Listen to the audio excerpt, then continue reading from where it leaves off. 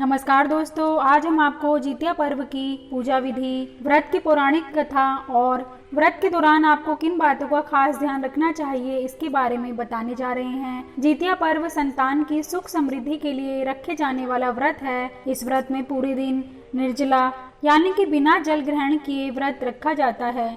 यह पर्व उत्तर प्रदेश, बिहार, झारखंड, पश्चिम बंगाल और नेपाल के मिथिला और थरुहट में आश्विन माह में कृष्ण पक्ष के 7वें से 9वें चंद्र दिवस तक यानी कि 3 दिनों तक मनाया जाता है। आइए जानते हैं जितिया व्रत की पूजा विधि के बारे में।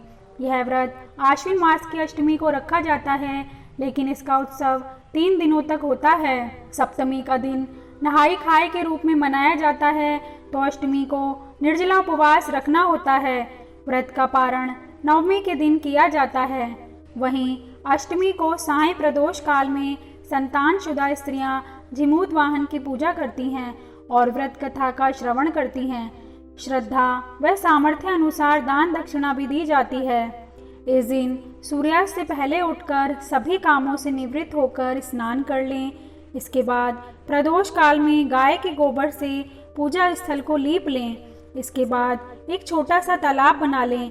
तालाब के पास एक पाकड़ की डाल लाकर खड़ा करके कर दें। अब शालिवाहन राजा के पुत्र धर्मात्मा जिमूत वाहन की कुश निर्मित मूर्ति जल के पात्र में स्थापित करें।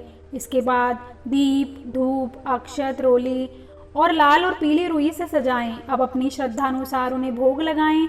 इसके बाद मिट्टी या गोबर से मादा चील और मादा सियार की प्रतिमा बनाएं। दोनों को लाल सिंदूर अर्पित करें। इसके पश्चात व्रत कथा पढ़ें या सुनें। चलिए जितिया व्रत की पौराणिक व्रत कथा शुरू करते हैं। नर्मदा नदी के पास एक नगर था, कंचनबटी। उस नगर के राजा का नाम मलय केतु था। नर्मदा नदी के पश्चिम में बालूहट्टा नाम की मरुभूमि थी, जिसमें एक विशाल पाकड़ के पेड़ पर एक चील रहती थी। उसी पेड़ के नीचे एक सियारिन भी रहती थी। दोनों पक्की सहेलियां थीं।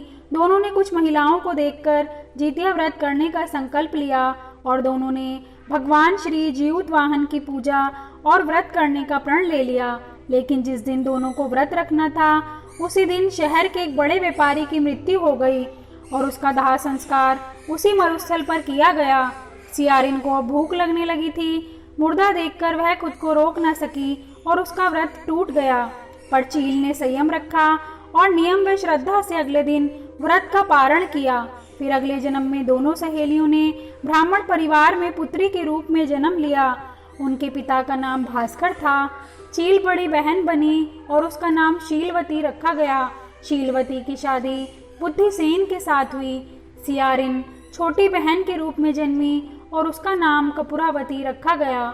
उसकी शादी उस नगर के राजा मलय केतु से हुई। जब कपूरावती कंचनबटी नगर की रानी बन गई, भगवान जिमूत वाहन के आशीर्वाद से शीलवती के 7 बेटे हुए, पर कपूरावती के सभी बच्चे जन्म लेते ही मर जाते थे। कुछ समय बाद शीलवती के 7 पुत्र बड़े हो गए। वे सभी राजा के दरबार में काम करने लगे। कपूरावती के मन में उन्हें देख ईर्ष्या की भावना आ गई। उसने राजा से कहकर सभी बेटों के सर काट दिए। उन्हें 7 नए बर्तन मंगवाकर उसमें रख दिया और लाल कपड़े से ढककर शीलवती के पास भिजवा दिया। यह देखकर भगवान जिमूत वाहन ने मिट्टी से 7 भाइयों के सर बनाए और सभी के सिर को उसके धड़ से जोड़कर उन पर अमृत छिड़क दिया। इससे उनमें जान आ गई। 7 युवक जिंदा हो गए और घर लौट आए। जो कटे सर रानी ने भेजे थे वे फल बन गए। दूसरी ओर रानी कपूरावती बुद्धिसेन के घर से सूचना पाने को व्याकुल थी। जब काफी देर सूचना नहीं आई तो कपूरावती स्वयं बड़ी बहन के घर गई। वहां सबको जिंदा देखकर वह सन्न रह गई। जब उसे होश आया तो बहन को उसने सारी बात बताई। अब उसे अपनी गलती पर पछतावा हो रहा था। भगवान जिमूत वाहन की कृपा से शीलवती को पूर्व जन्म की बातें याद आ गईं। वह कपूरावती को लेकर उसी पाकड़ के पेड़ के पास गई और उसे सारी बातें बताईं। कपूरावती बेहोश हो गई और मर गई। जब राजा को इसकी खबर मिली तो उन्होंने उसी जगह पर जाकर पाकड़ के पेड़ के नीचे कपूरावती का दाह संस्कार कर दिया। इस तरह व्रत कथा संपन्न हुई। आइए जानते हैं इस व्रत के दौरान आपको किन बातों का खास ध्यान रखना चाहिए। जितिया व्रत रखने से पहले नोनी का साग खाना चाहिए। वैज्ञानिक तथ्यों के अनुसार नोनी के साग में कैल्शियम और आयरन भरपूर मात्रा में होता है।